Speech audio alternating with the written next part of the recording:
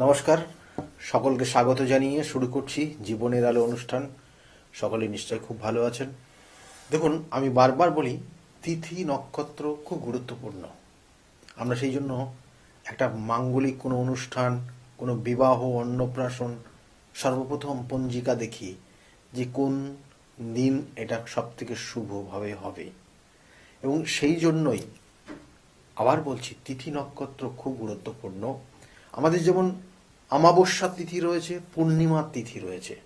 অমাবস্যা তিথিতে আমরা জানি যে বিভিন্ন ক্ষেত্রে বিভিন্ন দোষ খণ্ডনের একটা নির্দিষ্ট ক্রিয়া, কারণ ওই নির্দিষ্ট দিন বিভিন্ন জায়গায় বিভিন্নভাবে শক্তির আরাধনা করা হয়। এবং এই যে শক্তির আরাধনা করা হয়, কখনো কখনো দশা মহাবিদ্যার বিভিন্ন দেবদেবীর ওই নির্দিষ্ট তিথিতে বিভিন্নভাবে আরাধনা করা হয়। সেই রকমই রটন্তী কালী পূজা, যেটা হচ্ছে মাঘ মাসের চতুর্দশী তিথি এবং অমাবস্যার তিথি, খুব খুব গুরুত্বপূর্ণ তিথি। এবং এই যে তিথি, অর্থাৎ এই চতুর্দশী বলা হচ্ছে কি, অর্থাৎ কৃষ্ণপক্ষের চতুর্দশী তিথিতে সেখানে কিন্তু সেই আবির্ভাব তিথি রয়েছে, তারপরে হচ্ছে অমাবস্যা তিথি, বিভিন্ন পুজো পাঠের জায়গা। অর্থাৎ এই যে রটন্তী কালী পূজা, কেন এটার নাম রটন্তী কালী পূজা হলো, সেটা নিয়ে অবশ্যই বিস্তারিত আলোচনা করব। এর সঙ্গে একদম ওতপ্রোতভাবে জড়িয়ে রয়েছে দশ মহাবিদ্যার বিভিন্ন দেবদেবীর অবস্থান। এর সঙ্গে যুক্ত রয়েছে দাপর যুগের বিভিন্ন বিভিন্ন ক্ষেত্রে বিভিন্ন স্মৃতি। সেগুলো নিয়ে আজকের আলোচনা অবশ্যই থাকবে।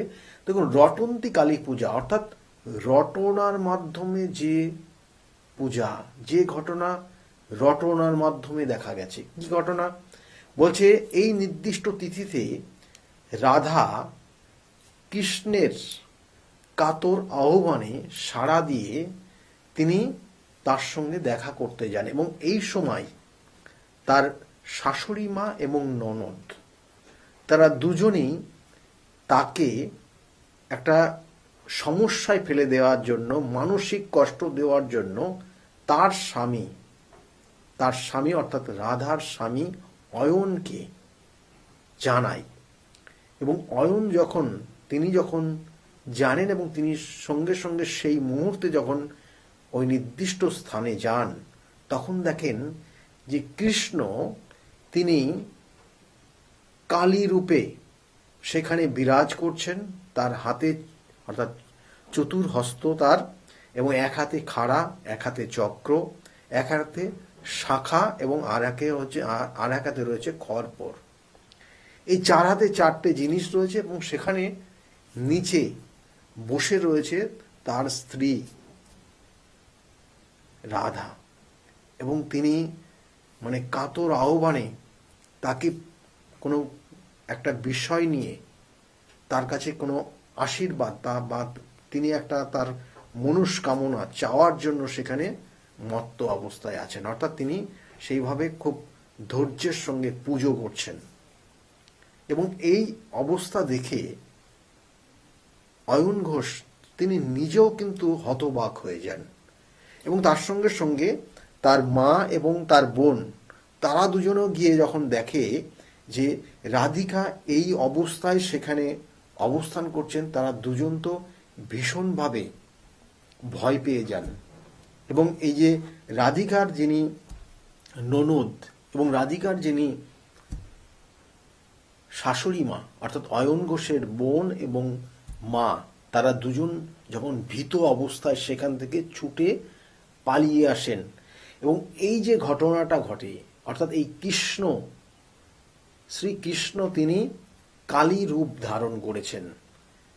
এবং এই যে রটনা, এবং এই রটনাটাকেই কিন্তু রটন্তী কালী পূজা নিয়ে আখ্যা দেওয়া হয়েছে।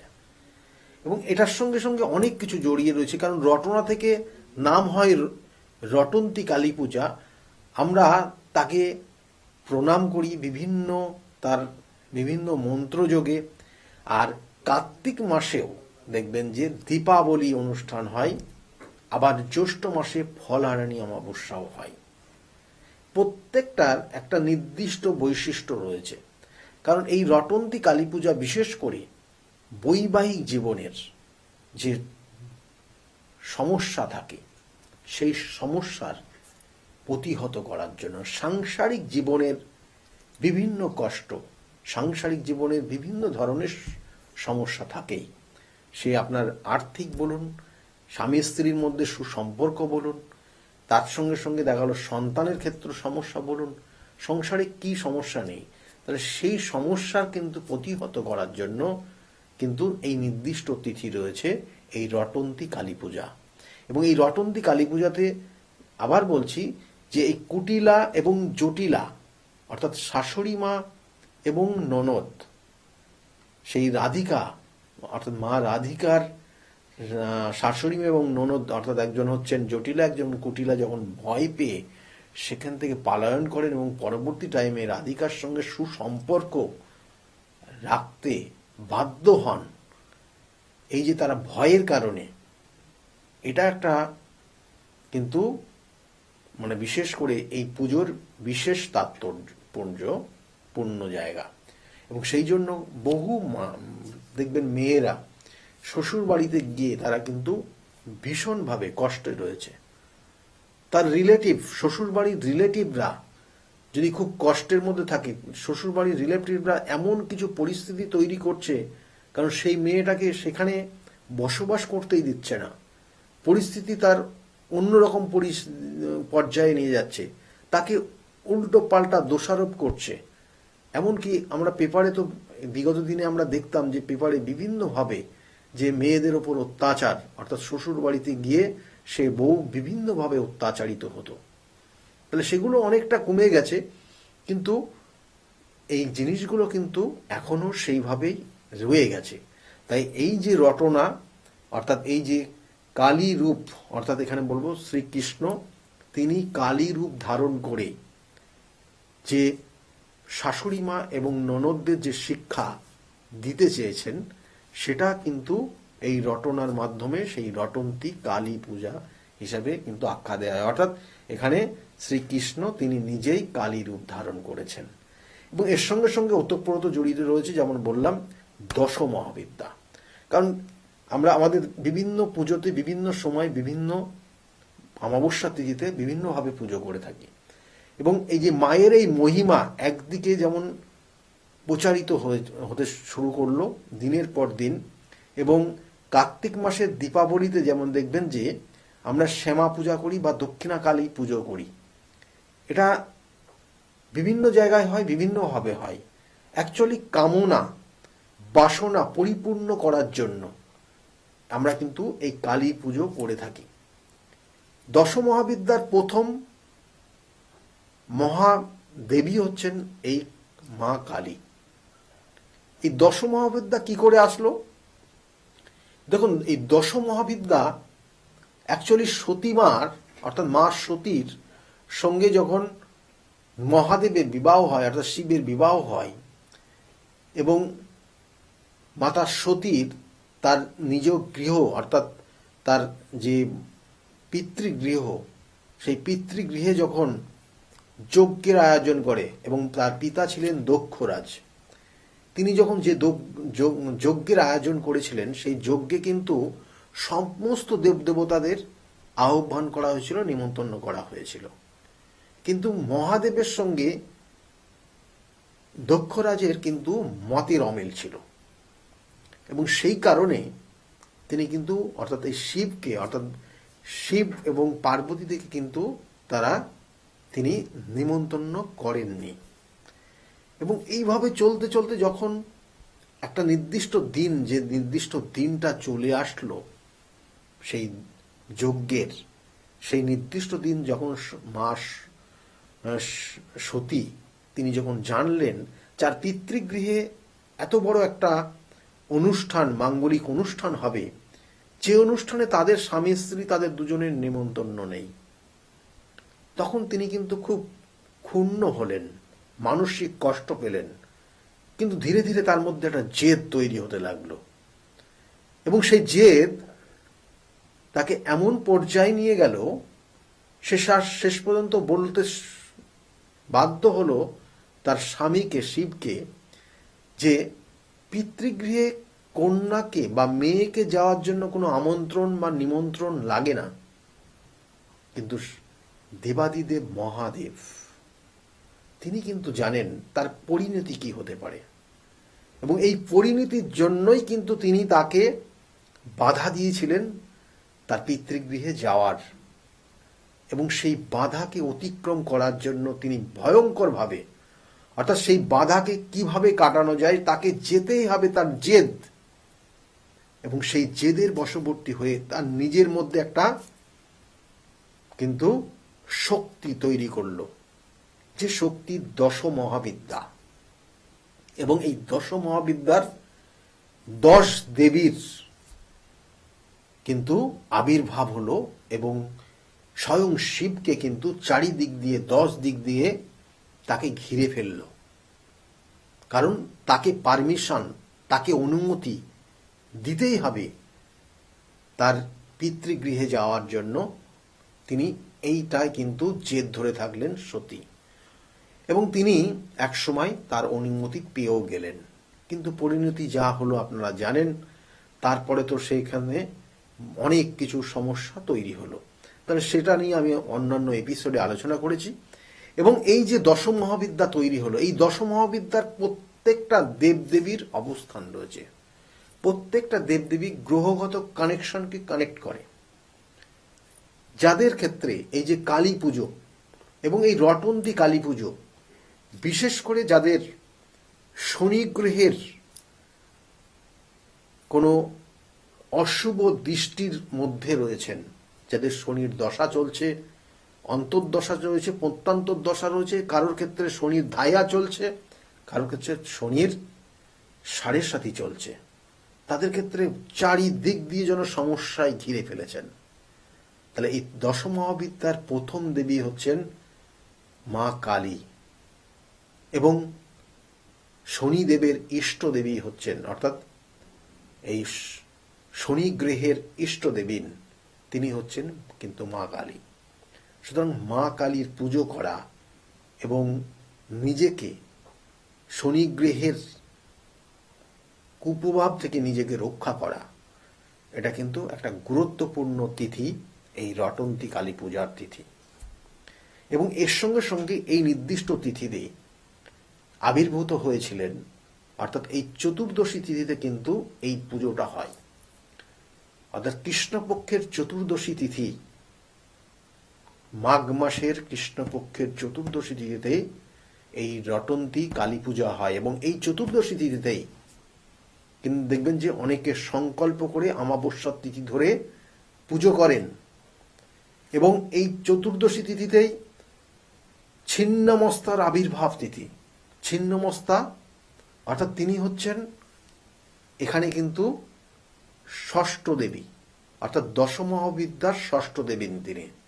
এবং দেখবেন যে ছিন্নমস্তার যে আপনারা মূর্তি দেখেন, সেখানে নিজের গলার থেকে মাথা এবং ধরটা তিনি নিজের খাড়া দ্বারা বিভক্ত করে দিয়েছেন, এবং দুটো অর্থাৎ তিনটে দেখবেন যে স্রোত, অর্থাৎ রক্তের স্রোত প্রবাহিত হচ্ছে তার শরীর থেকে, এবং একটা তার নিজের মুন্ডুর ওপর পড়ছে, নিজের মুন্ডুর যে মুখমণ্ডলে পড়ছে, আর দুটো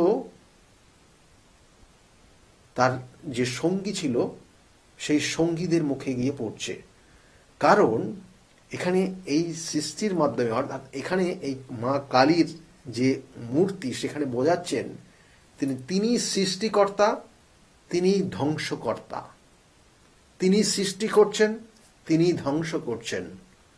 অর্থাৎ একজন হয়তো আকুল ভাবে প্রার্থনা করছেন যে তার ক্ষুধা পেয়ে গেছে, তার ক্ষুধা নিবারণের জন্য তিনি যেমন নিজেকে ধ্বংস করলেন, অর্থাৎ সেই ধ্বংস করলেন, আবার সেখানে কিন্তু তার নিজের ক্ষুধা নিবারণের জন্য তিনি কিন্তু আবার সেখানে সৃষ্টি করছেন। আবার তিনি যেখানে দণ্ডায়মান হয়ে আছেন, সেখানেও কিন্তু দেখবেন কামদেব এবং রতি দেবী তারা সঙ্গমরত অবস্থায় আছেন, যেখানে সৃষ্টি হচ্ছে সেই সৃষ্টির ওপর তিনি বিরাজ করছেন। তাহলে এটার যে বিষয় রয়েছে সেখানে কিন্তু এই মা কালী তিনি একদিকে যেমন ধ্বংস করতে পারেন, একদিকে সৃষ্টিও করতে পারেন। আবার এই নির্দিষ্ট তিথি, এই চতুর্দশী অর্থাৎ এই মাঘ মাসের কৃষ্ণপক্ষের চতুর্দশী তিথি আর একটা গুরুত্বপূর্ণ, এই দশমহাবিদ্যার অষ্টম দেবী মা বগলা। অর্থাৎ মা বগলা তিনি শত্রুকে দমন করেন। আমরা জানি তিনি এক হাত দিয়ে শত্রুর জিহ্বাকে টেনে ধরে রেখেছেন, আর এক হাত দিয়ে সেই শত্রুর ওপর কিন্তু আঘাত করতে যাচ্ছেন। দেখুন, মা কিন্তু কখনোই তার সন্তানকে কষ্ট দুঃখ দেয় না, কিন্তু এখানে যেটা দেখানো হচ্ছে সেটা হচ্ছে অ্যাকচুয়ালি মানব জীবনে অর্থাৎ মানুষের মধ্যে অহংকার রয়েছে। অর্থাৎ আসলে অ্যাকচুয়ালি কিন্তু দেখুন, সর্বদাই সবটাই সৃষ্টি এবং ধ্বংস এটা সম্পূর্ণভাবে চক্রাকারে ঘটছে। এই যে মা বগলা, কারণ প্রত্যেকটা মানুষের মধ্যে রয়েছে ঈর্ষা, ঘৃণা এবং নিষ্ঠুরতা। এই তিনটে জিনিস তিনি কিন্তু তার অর্থাৎ মানুষের চরিত্রের মধ্যে দেখা যায়।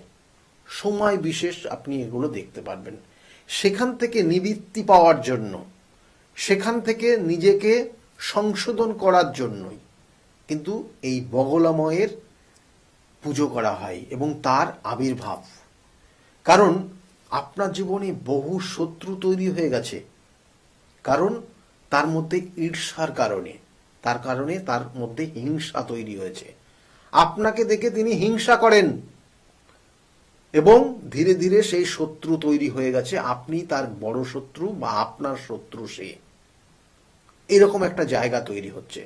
আপনি ভালো খাচ্ছেন, ভালো পড়ছেন, বড় ইনকাম করছেন, ভালো জায়গায় থাকছেন, ভালো মানুষের সঙ্গে মিশছেন, তার মধ্যে একটা ইগো কাজ করছে। সে হয়তো চেষ্টা করেও সেটা পাচ্ছে না। দেখবেন মানুষের মধ্যে অনেক সময় এই জিনিসগুলো তৈরি হয় এবং দেখবেন যে ও পারে না, আমি পারি বেশি, এই প্রবণতাগুলো কাজ করে যে ওরা ভালো না, আমি ভালো।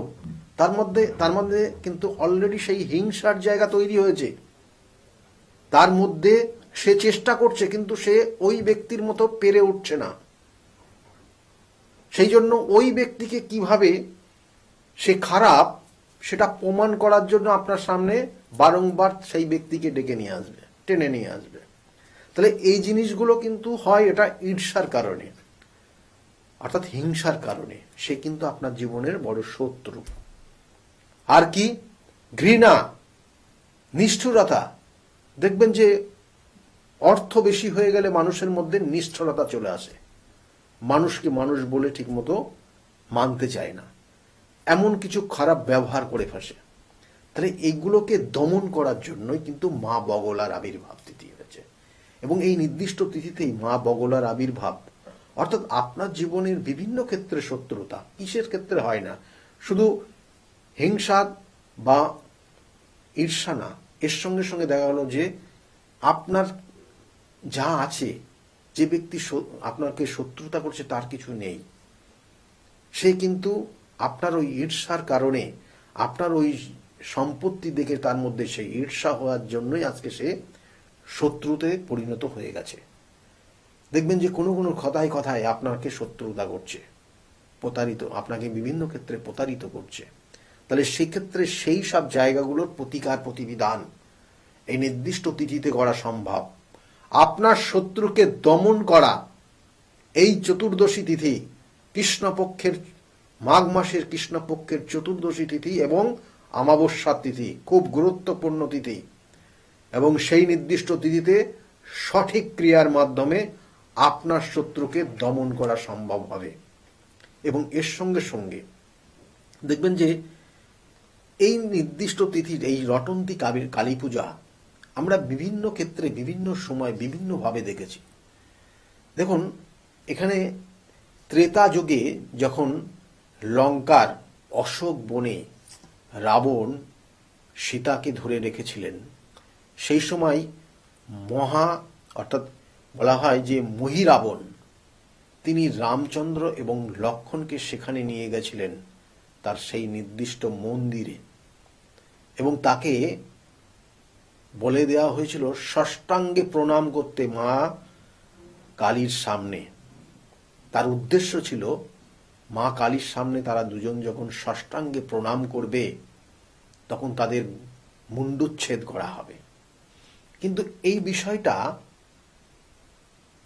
সীতা মা তিনি কিন্তু জেনে গেছিলেন এবং খুব কৌশলে তিনি কিন্তু সেই বানরদের মাধ্যমে সেই খবর তার কাছে পাঠিয়েছিলেন, এবং পরবর্তীতে তাদেরকে বলে দেওয়া হয়েছিল, শিখিয়ে দেওয়া হয়েছিল যে ষষ্ঠাঙ্গে প্রণাম তারা জানেন না কেমন করে করতে হয়, তাই তাকেই দেখিয়ে দেওয়ার জন্য অনুমতি চেয়েছিল। অর্থাৎ সেই মহিরাবণকে বলে দেওয়া হয়েছিল যে আপনি আমাকে দেখিয়ে দিন, এবং যখন তিনি দেখাতে গেছিলেন তখন স্বয়ং মা সীতাই কিন্তু মা কালী রূপ ধারণ করে তাকে কিন্তু তার শিরচ্ছেদ করেছিলেন।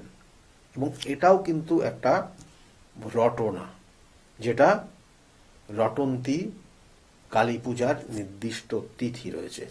তাই প্রত্যেকটা ঘটনায় কিন্তু আমাদের জীবনের বিভিন্নভাবে বিভিন্ন তিথি নক্ষত্র তার গুরুত্বপূর্ণ ভূমিকা নেয়। তাই আপনার জীবনে যে সমস্যাগুলো রয়েছে সেই সমস্যার সঠিক প্রতিকার প্রতিবিধান, একটা জাতক জাতিকার যে গুপ্ত শত্রু রয়েছে সেই গুপ্ত শত্রুকে কি করে তাকে সেখান থেকে বার করবেন, সেই শত্রুকে কিভাবে আপনি দমন করবেন, সেই দমন করার সেই নির্দিষ্ট তিথিও কিন্তু এই নির্দিষ্ট তিথিদের মধ্যে রয়েছে, যেহেতু চতুর্দশী তিথি। কারণ এখানে কিন্তু মাতা ধূমাবতীর কিন্তু আবির্ভাব তিথি রয়েছে।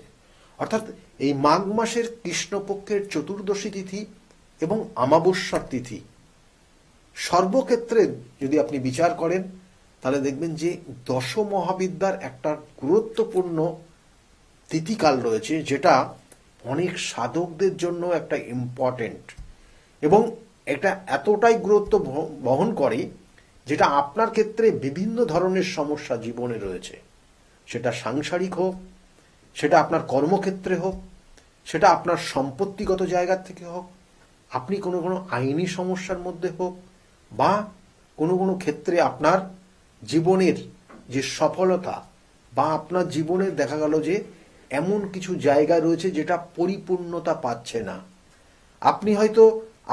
আপনার ক্ষেত্রে সব রয়েছে, কিন্তু আপনার অর্থাৎ পরবর্তী জেনারেশনের জায়গায় সমস্যা রয়েছে, তাহলে সেটারও কিন্তু একটা গুরুত্বপূর্ণ এই অমাবস্যা তিথি রয়েছে, যে অমাবস্যা তিথিতে সঠিক ক্রিয়ার মাধ্যমে সঠিক ক্যালকুলেশন করে আপনার সঠিক তার প্রতিকার প্রতিবিধান দেওয়ার মতো একটা উপযুক্ত সময় আসছে, যেটা আগামী 17 এবং 18 তারিখ, অর্থাৎ 17ই জানুয়ারি কৃষ্ণপক্ষের চতুর্দশী তিথি, অর্থাৎ মাঘ মাসের কৃষ্ণপক্ষের চতুর্দশী তিথি, এবং তারপরের দিন অমাবস্যা তিথি, এবং এটা বিভিন্ন ক্ষেত্রে বিভিন্নভাবে এখানে পুজো হবে, এবং তার সঙ্গে সঙ্গে বিভিন্ন ক্রিয়াও কিন্তু রয়েছে। সেই জন্য এই নির্দিষ্ট তিথিটাকে আপনারা কাজে লাগান। আপনাদের ক্ষেত্রে যে সমস্যাগুলো রয়েছে সেই সমস্যাকে আগে বিচার করে তারপরে সেই সমস্যার সমাধান করার চেষ্টা করুন।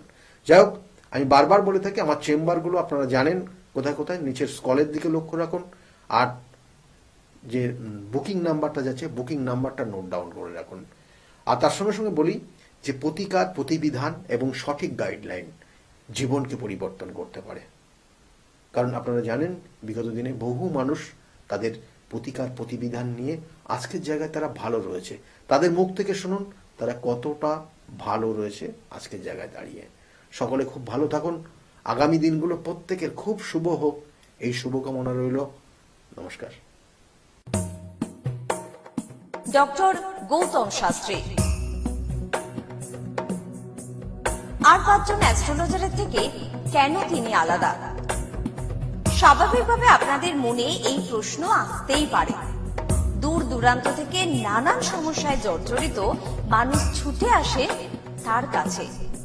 গ্রহদোষ হোক কিংবা কাল সর্পদোষ, অথবা ধরুন মাঙ্গলিক দোষ কিংবা অন্য যে কোনো সমস্যা, তারা জানেন সব সমস্যা স্থায়ী সমাধানে এক এবং অদ্বিতীয় ডক্টর গৌতম শাস্ত্রী। চলুন আজ আপনাদের সাথে পরিচয় করিয়ে দিই এমন কিছু মানুষের এবং শুনে নিই তাদের কথা। আমি সোমনাথ মজুমদার, কল্যাণীতে থাকি। আমি গৌতম বাবুর কাছে দীর্ঘদিন ধরে আসি। ওনার ব্যবহার, ওনার কার্যক্রম আমার জীবনের জন্য যথেষ্ট প্রভাব বিস্তার করেছে। বিশ্বাস করি, ভরসা করি এবং ভবিষ্যতে ওনার মত অনুযায়ী চলতে পারবো বলে বিশ্বাস করি। আপনার নাম? আমার নাম ছায়া গুপ্তা। কোথা থেকে আসেন? আমি পদ্মেশ্বর থেকে এসেছি। এখানে এসে কোনো উপকার পেয়েছেন? প্রচুর উপকার পেয়েছি। আমার যে কোনো সমস্যা ছিল, সমস্যার সমাধান হয়েছে এবং আমি ছাড়া আদার্স অন্য কারোকে নিয়ে এসেছি, তারাও উপকার পেয়েছেন বা পাচ্ছেন। আগামীকালও যারা আসবেন তারা উপকার পাবেন। আপনাদেরকে অনুরোধ করছি, যার যে কোনো সমস্যা আছে এসে গৌতম শাস্ত্রীর সঙ্গে যোগাযোগ করুন। আপনার নাম? আমার নাম সুচিত্রা দাস, আমি পায়রাডাঙ্গা থেকে এসেছি। এখানে কিভাবে এলেন? এখানে একজন আমাকে খবর দিয়েছিল, আমার সঙ্গে চেনা পরিচিত, সে এসেছিলেন। তা আমাকে বললো যাও, ইনি এখানে গেলে কাজ হবে। তার সূত্র ধরেই আসা এখানে। উপকার পেয়েছেন? হ্যাঁ, আমি এসেছি আমার দুই ছেলের জন্য, আমার নিজের জন্য। আছি, ভালো আছি। তার মানে আপনি যার রেফারেন্সে এসেছেন তিনি প্লাস আপনি, আপনারা সবাই উপকৃত হয়েছেন, তাই তো? হ্যাঁ, উপকৃত আছি। আপনার নাম, কোথা থেকে এসেছেন? শিবানী কর্মকার। আমি এই দমদম অঞ্চল থেকে এসেছি, মানে বাঙুর থেকে এসেছি। এখানে কিভাবে জানতে পারলেন? আমি ফেসবুকের মাধ্যমে জানতে পেরেছি তো গৌতম শাস্ত্রীর কথা। উনি হাতিবাগানেও বসেন, সেখানেই আমি গিয়ে যোগাযোগ করেছি আর কি। যোগাযোগ করার পর আমি ওনার বাড়ি কাঁচরাপাড়ায় এসেছি ওই রটন্তী কালী পুজোর উপলক্ষে পুজো পাঠে যোগদান করার জন্য। আমার এসে বেশ ভালো লেগেছে। ওনার এখানে সবাই কি বলবো, ভক্তি সহকারে মানে নিজের ওনার উনি যা বলেন মোটামুটি ভালোই উপকার হয় মানুষের। শুনেই আমি এসেছি। আমিও প্রথম এলাম, এসে দেখছি চারিদিকে জনসমুদ্র, থেকে খুব ভালো লাগছে। আশা করি আমি যে উদ্দেশ্য নিয়ে এসেছি সেটা নিশ্চয়ই কার্যকরী হবে, এই আশা রাখি আর কি ডক্টর গৌতম শাস্ত্রীর কাছে। নমস্কার, আমি শর্মিষ্ঠা। আমি দীর্ঘ 5 বছর ধরে গৌতমদার কাছে আসি। আমি যখন প্রথম এখানে এসেছিলাম, আমার ব্যবসায় প্রচন্ডভাবে ক্ষতি হয়েছিল, কোনো উন্নতি ছিল না, নেগেটিভিটি আর ডিপ্রেশন আমাকে ঘিরে ধরেছিল। তো এক আত্মীয়র কথা শুনে আমি এখানে আসি। আসার পর দাদা আমাকে যে অ্যাডভাইস গুলো করেছিল এবং যে উনি ক্রিয়াগুলো আমায় করতে বলেছিল, সেগুলো আমি করার পর খুব ভালোভাবে উপকার পাই। ফলে আজ থেকে 5 বছর আগে যে পরিণামটা ছিল ব্যবসার লস, সেই লস থেকে আমি প্রচন্ড ভালোভাবে রিকভারি শুরু করিনি, আমি সাকসেস পেয়েছি। এরকম অনেক সময় হয়েছে যে দাদা আমাকে বলেছিল যে এগুলো করলে ভালো হবে না বা এটা করো না, আমি না শুনে নিজের মতন করে করেছিলাম। ফলে সেখানেও আমার ক্ষতি হয়েছিল। এই ক্ষতি হওয়ার পর থেকে উনি যখনই আমাকে যা বলে আমি সেইগুলোই আমি শুনে চলি এবং প্রত্যেকটা পদে পদে তার প্রমাণ মেলে সাকসেসের মাধ্যমে। আমার সাকসেস হওয়ার পর আমি আমার বন্ধুদেরও এখানে রেফার করেছি, যাদের পার্সোনাল এবং প্রফেশনাল লাইফে যে সমস্ত প্রবলেম ছিল তারা সেগুলোর থেকে রিকভার করে বেরিয়ে এসছে, খুব উন্নতি লাভ করেছে। এই সমস্ত ঘটনা আমাদের এবং আমার বন্ধু বান্ধবের জীবনে এতটাই একটা পজিটিভ সাইন এনেছে, আমি এবং আমার বন্ধু এবং আমার আত্মীয়রা সবাই আমরা ডক্টর গৌতম শাস্ত্রীর কাছে আমরা সবাই উপকৃত লাভ করি এবং আমরা ডক্টর গৌতম শাস্ত্রীর কাছে অসংখ্য ধন্যবাদ জানাই, উনি আমাদের এত সুন্দরভাবে অ্যাডভাইস করে থাকেন বলে। আমি কস্তুরী সরকার, আমি কাঁচরাপাড়া থেকে আসছি। আমাকে মা ক্লাস 12-এ ডক্টর গৌতম শাস্ত্রীর কাছে নিয়ে আসে। তো সেখানে আসার পর আমাকে ডক্টর গৌতম শাস্ত্রী কিছু রেমেডি দেন, তো আমার খুব সাহায্য হয় তাতে। তারপর আমার পড়াশোনা কমপ্লিট করার পর কাকু বলেন যে আমাকে গ্র্যাজুয়েশন আর ITI করার জন্য। তো সেখানে করে আমি ভালো ফল পেয়েছি। তারপর আমার চাকরি লাইনে আসা, তো ডক্টর গৌতম শাস্ত্রী বলেন যে আমি এই মাসের মধ্যে একটা ভালো চাকরি পাবো। তো সেটা 1 মাসের আগেই আমি পেয়ে গেছি। তো আজকে সেটাই জানাতে এসেছি কাকুকে যে আমি চাকরি পেয়েছি। তো আপনারাও যদি আসতে চান, ভালো ফল পেতে চান, কাকুর সাহায্য পেতে চান, তো আপনারাও আসুন। আশা করি আপনারাও ভালো ফল পাবেন এবং সাহায্য পাবেন। নমস্কার, নমস্কার, আমি জয়িতা গুহু। আমি গত এপ্রিল মাস থেকে খুব সমস্যায় পড়েছিলাম। আমার কাজের দিক থেকে সমস্যা ছিল, বসের সাথে এবং পারিপার্শ্বিক আমার যে কলিগরা ছিল তাদের সাথে খুবই সমস্যা জড়িত হয়েছিলাম। তো তারপরে সেই কাজটা আমি আর অবশেষে টিকিয়ে রাখতে পারিনি, সেটা আমাকে বাধ্য হয়েছিলাম আমি সেটা ছেড়ে দিতে। তারপরে একটা খুব আর্থিক দিক থেকে খুব ভেঙে পড়েছিলাম। তো সেই সমস্যায় জর্জরিত হয়ে বুঝতে পারছিলাম না কি করব। তো হঠাৎ একদিন টিভিতে প্রোগ্রাম দেখি ডক্টর গৌতম শাস্ত্রী, ওনার কথাবার্তা, ওনার যে উপাচারগুলো রয়েছে যেগুলো উনি বলেন প্রতিকার, সেগুলো শুনে আমার খুব ভালো লেগেছিল। তো ওনার সাথে এসে দেখা করি, আমার সমস্ত কথাবার্তা ওনার সাথে শেয়ার করি, প্রবলেমগুলো। তারপর উনি আমাকে দেখে আমাকে কিছু বলেন আমার ব্যাপারে, তো সেগুলো একদম হুবহু মিলে যায়। তো তারপরে উনি আমাকে রেমেডি সাজেস্ট করেন, তো আমি সেই রেমেডিটা নিই, আমি ধারণ করেছি। তো ধারণ করার পর আমি আস্তে আস্তে নিজের মধ্যে একটা চেঞ্জ দেখতে থাকি। তো এবং আমি গত আগস্টের 27 তারিখে একটা জব পেয়েছি যেটা আমার মনের মতো। এখানে আমার ডেজিগনেশন, আমার স্যালারি, আমার মনের মতো লোকেশন আমি এখানে পেয়েছি, মানে এটাতে আমি বিশেষভাবে আপ্লুত। তো সের জন্য অসংখ্য ধন্যবাদ ডক্টর গৌতম শাস্ত্রীকে। আমি প্রসেনজিৎ দাস, আমার বাড়ি কাঁচাপাড়া। আমি ডক্টর গৌতম শাস্ত্রী দেখেছিলাম টিভিতে, ওখান থেকে দাদার ফোন নাম্বার নিয়ে দাদা বাড়িতে আমি আসি, এসে দাদাকে আমার সমস্যা সমাধান বলি। আমার একটা সমস্যা, প্রচুর বড় সমস্যা ছিল, সেটা হচ্ছে আমাদের বাড়ি ঘরের সমস্যা ছিল, অনেক বছর ধরে সমস্যা ছিল, সেটা দাদা ঠিক করে দিয়েছে। এখন সেটা আমি বাড়ি করতেও চলেছি। তার সাথে সাথে আমার ব্যবসা বাণিজ্য কিছুই করতাম না, একটা নর্মাল কাজ করতাম। কাজ করার পর আমি এখন ব্যবসা বাণিজ্য উন্নতি হয়েছে, প্লাস দাদা যে প্রতিকারগুলো দিয়েছে সেগুলোকে আমরা এক্সপেক্ট করেছি। দাদার সাথে খুব ভালো ব্যবহার হয়েছে। এখন আপনারাও আসুন, এসে দাদাকে সমস্যা সমাধানের কথাগুলো বলুন, দাদা অবশ্যই আপনার সমাধান করে দেবে। ডক্টর গৌতম শাস্ত্রীর চেম্বারে আপনি কতদিন আসছেন? আমি প্রায় 2.5-3 বছর ধরেই এখানে মানে রেগুলারলি আসছি। মোটামুটি আমার যখন অসুবিধা হচ্ছে তখন চলে আসছি। আপনি কোন চেম্বারে দেখিয়েছেন? আমি এখানকার কাছাপাড়া চেম্বার। কাছাকাছি দেখিয়েছেন, মানে আপনি যে সমস্যাটা নিয়ে এসেছেন ওটা কি আপনার কিওর হয়েছে? হ্যাঁ, আমি প্রথমে যে সমস্যাটা, পড়াশোনার সমস্যা নিয়ে প্রবলেমে পড়ে ওনার কাছে এসেছিলাম, তা মোটামুটি আমার যত দিন যাচ্ছে ইমপ্রুভ হচ্ছে। না, আপনার কাজ এটারই মধ্যে এসেছেন তো? Thank you. আমার নাম অয়ন দাস, আমি শ্রীরামপুর থেকে আসছি। আমি বেসিক্যালি এখানে এসেছিলাম গত 1 বছর আগে আমার পড়াশোনা এবং কাজবাজের জন্য। এর আগে আমি অনেক জায়গায় গিয়েছিলাম, অনেক অ্যাস্ট্রোলজার দেখিয়েছিলাম, কিন্তু সেখানে আমি সমস্যার সমাধান পাইনি। তো ওনার প্রোগ্রাম টিভিতে চলে, আমি সেখানে দেখেছিলাম, দেখে এবার ওনার সাথে যোগাযোগ করি। যোগাযোগ করার পর ওনার চেম্বারে আসে, ওনাকে সমস্তটা বলি। তো বলার পর আস্তে আস্তে অনেকটা আমি উপকৃত হয়েছি। কিছুটা আমার যেমন অবস্থাটা খারাপ হয়ে গেছিলো যতটা, তার থেকে অনেকটাই বেটার আছি। আশা করব ভবিষ্যতে এর থেকেও ভালো ফল পাবো। আমি আপনাদের অনুরোধ করবো আপনারা এসে দেখতে পারেন, যাদের অনেক সমস্যা চলছে এখানে এসে একবার কন্ট্যাক্ট করুন। ওনার শো চলতে থাকে টিভিতে, ওখান থেকে যোগাযোগ করতে পারেন ওনার সাথে, অবশ্যই আপনারা ফলাফল পাবেন। Hi everyone, I'm Simranpreet Kaur. I'm an actress. 2018-এ তার আগে আমার খুব খারাপ সময় যাচ্ছিল। আমার স্টাডি লাইফ, আমার career life, really it's very bad in that situation, that time. But যখন আমি 2028-এর মাঝামাঝিতে আমার মম আমাকে ডক্টর গৌতম শাস্ত্রীর কাছে নিয়ে আসে। আঙ্কেলের সাথে যখন আমি কথা বলি, আঙ্কেল যখন আমার প্রবলেমগুলো শোনে, যেরকম করে গাইড করে তেমনি আমি চলি। তারপরে ধীরে ধীরে আমার প্রবলেমগুলো ম্যাক্সিমাম 90%, জাস্ট আমি বিলিভ করতে পারিনি যেটা সত্যি হবে। রেজাল্টটা খুবই ভালো ছিল, আর এরকম রেজাল্ট হবে আমি জানতাম না। এখন আমি একটা ভালো আমার ক্যারিয়ার চলছে। আমার স্টাডি লাইফের মধ্যে অনেক প্রবলেম ছিল, অনেক প্রবলেমস। আমার ফ্যামিলি লাইফেও খুব প্রবলেম ছিল, সব প্রবলেম মানে গায়েব হয়ে গেছে। আগে যেরকম ডিপ্রেশনে ছিলাম, খুব ডিপ্রেশনে থাকতাম, খুব মানে একটা খারাপ একটা সিচুয়েশন ছিল।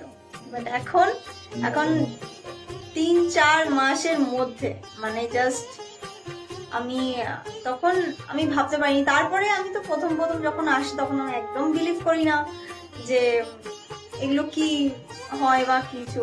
আমি মাকে বলি দেখাবো না, এই ওই অনেক কিছু বলি।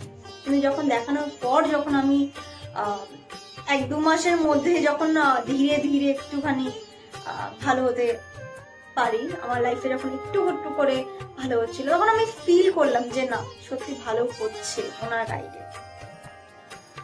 আর তার 3-4 মাসের পরে একদম আমি রেজাল্টটা দেখতে পাচ্ছিলাম, ফিল করতে পারছিলাম, মানে ন্যাচারালি। আর আমার এখন 2021 চলছে, এখন আমি আঙ্কেলের কাছে আসি আর আশা করি যে আমি যতদিন আমি বাঁচবো ততদিন আমি আঙ্কেলের কাছে আসতে থাকবো, আঙ্কেলকেই দেখাবো। আর আপনারা যদি চান যে আপনাদের লাইফের প্রবলেমগুলো সলভ হোক, 100% সলভ হবে, গ্যারেন্টি। আপনারা আসুন, আঙ্কেলকে দেখান, আর আপনাদের আর আঙ্কেল যেরকম গাইড দেবে তেমনি যদি আপনি চলবেন তাহলে একদম সঠিক হয়ে যাবে, একদম সাকসেস পাবেন আপনি দেখতে পারবেন। Thank you, bye. শুনলেন তো, এনাদের প্রত্যেকের আশা, ভরসা এবং বিশ্বাসের একটাই নাম, ডক্টর গৌতম শাস্ত্রী, যার সম্পর্কে আমরা এত কিছু শুনলাম। চলুন এবার দেখে নিই তিনি কি বলছেন। আজকের যে ফিডব্যাক আপনারা পাচ্ছেন এগুলো কিন্তু আমার সবটাই আমার গুরুদেবের আশীর্বাদ। কারণ গুরুদেব আমাদেরকে একটা জিনিসই বলেছিলেন যে যেভাবেই হোক মানুষকে উপকার করলে তোমার কিন্তু আগামী দিনে দেখবে তোমার মানুষ কিন্তু তোমার পাশে এসে দাঁড়াবে। এবং সেইভাবেই আমি কিন্তু যেভাবে সকলের উপকার বা আমি যতটা কাজ করছি সকলে উপকৃত হচ্ছে, এবং এর জন্য আমিও কিন্তু খুব আনন্দ পাই যখন তারা বলে যে না দাদা আমি আপনার এই কারণে এই জন্য এসেছিলাম, এই কাজটা আমি পেয়ে গেছি। সুতরাং আমিও চাই যে এইভাবে মানুষের পাশে থেকে মানুষকে সহযোগিতা করে মানুষকে আরও ভালো জায়গায় পৌঁছে দেওয়া। যাদের খুব দুঃখের মধ্যে কষ্টের মধ্যে আছে তাদেরকে কিছুটা গাইড করে তারা যদি আরও ভালো জায়গায় যেতে পারি এবং ভালো জায়গায় তাদেরকে যদি নিয়ে যেতে পারি, এটাই হচ্ছে আমার মেন উদ্দেশ্য। অর্থাৎ তারা যদি আরও ভালো জায়গায় যেতে পারে সেখান থেকে যে আনন্দ উপভোগ করতে পারবো আমি, সেটা কিন্তু চিরস্থায়ী থেকে যাবে।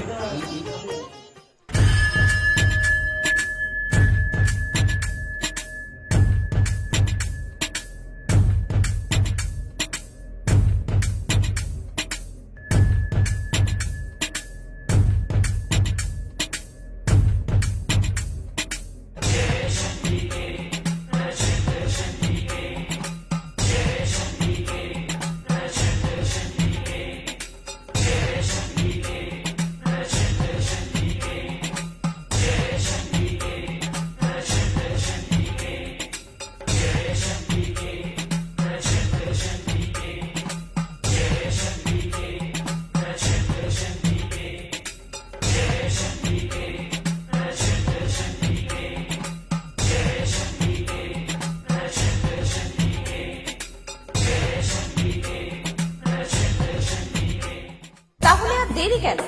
চটপট ফোন করুন 9836410969 অথবা 8335805241 এই নাম্বারে। শুধুমাত্র একটি ফোন যা পাল্টে দিতে পারে আপনার গোটা জীবন। জ্যোতিষবিদ, বাস্তুবিদ, হস্তরেখা বিশারদ ও spiritual guide doctor Gautam Shastri, এক এবং অদ্বিতীয়।